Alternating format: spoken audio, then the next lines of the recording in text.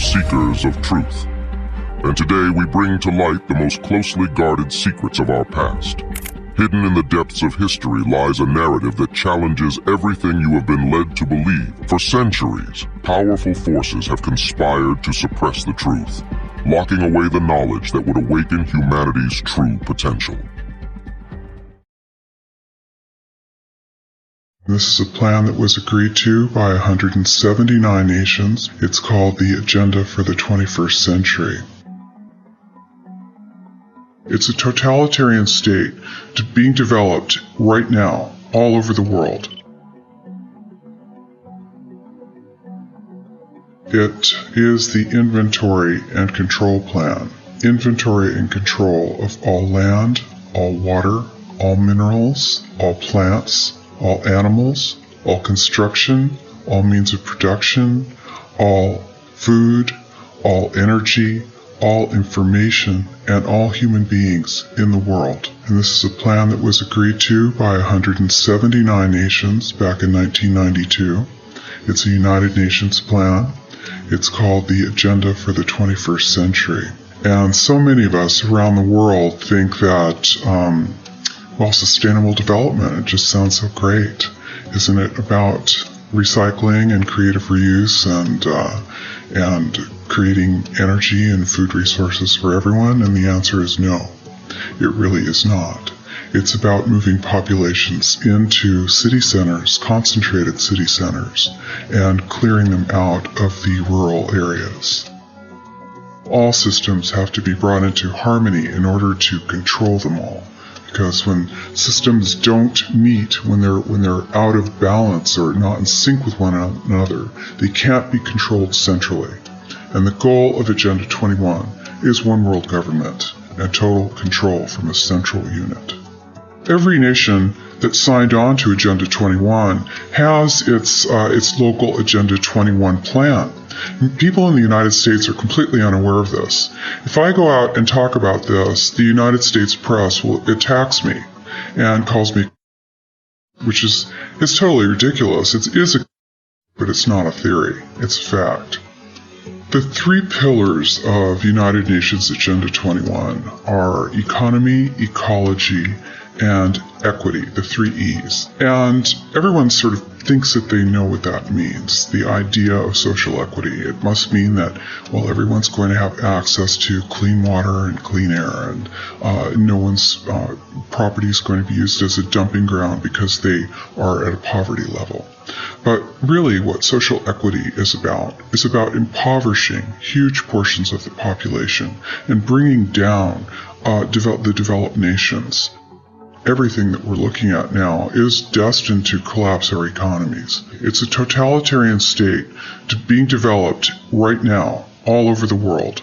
And what major corporations want in this development is to be able to have full movement of workers without borders or boundaries, to be able to move their goods through without regulations, and to reduce wages. And so this is the goal. So this is what you find with social equity. And of course, economy and ecology is about, these are the three circles: economy, ecology, and social equity. And where they meet in the center is balance. But really that balance is a communitarian balance. So it's not balance of well-being of the people.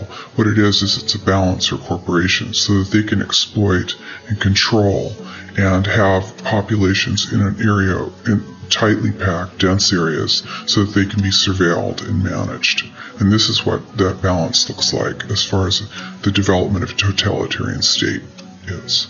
The mainstream media is owned by 5 major corporations, and you're not going to get this information from the mainstream press. So you need to be your own press. You need to educate yourself. You need to get out there and educate your neighbors, your community, your real community. You need to help your children understand that they're being indoctrinated from pre-kindergarten to postgraduate school. All of us have a responsibility to ourselves and to others. This is true community, to work for personal freedom. And always remember that even though we work as a group, if we do work as a group, we're all individuals in those groups, and we answer only to ourselves. And this is essential. It's essential as free human beings. This is what we are. We are free, and we need to continue to be free. And I do believe that we will win, but we have to become aware that there is a fight, and then make our friends and our neighbors and our community aware as well, and work together.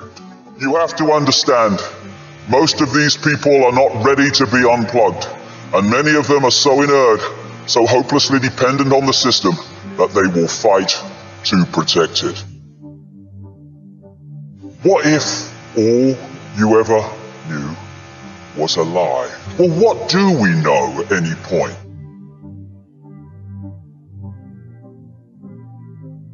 This Matrix scene is absolutely spot on. This isn't real. What is real? How do you define real?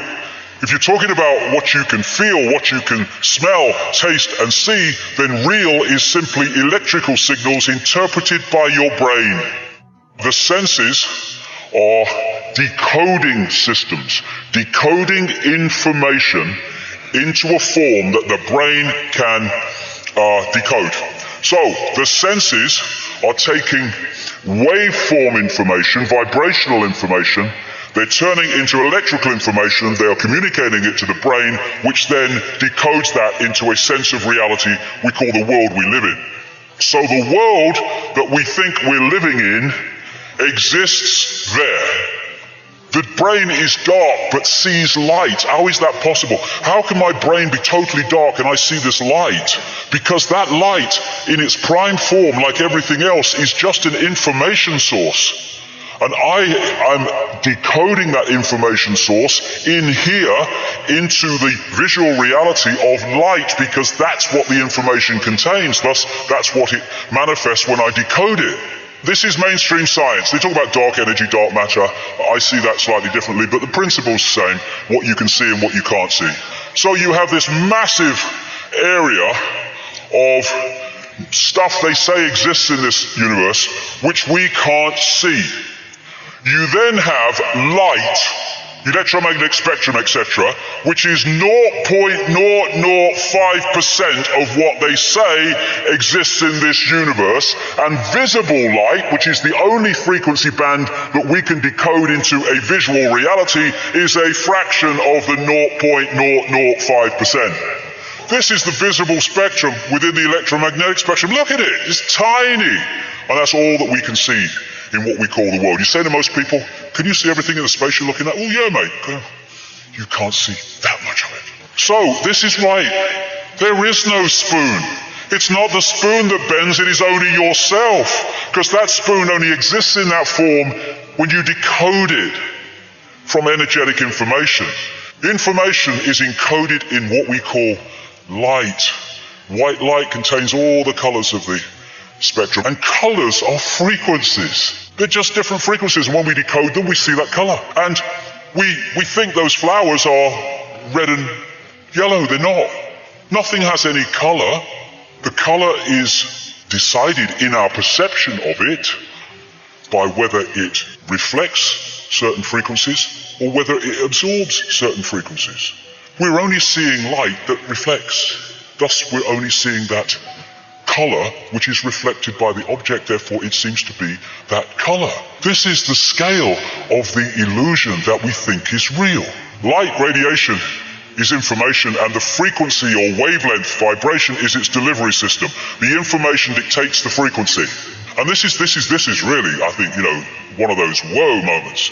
As the frequency increases, the amount of energy carried by the wave also increases in proportion to the frequency. So, when you open your mind and open your heart, your frequency goes up. Provable fact, measurable. As your frequency goes up, you're now being able to hold and access more and more and more information.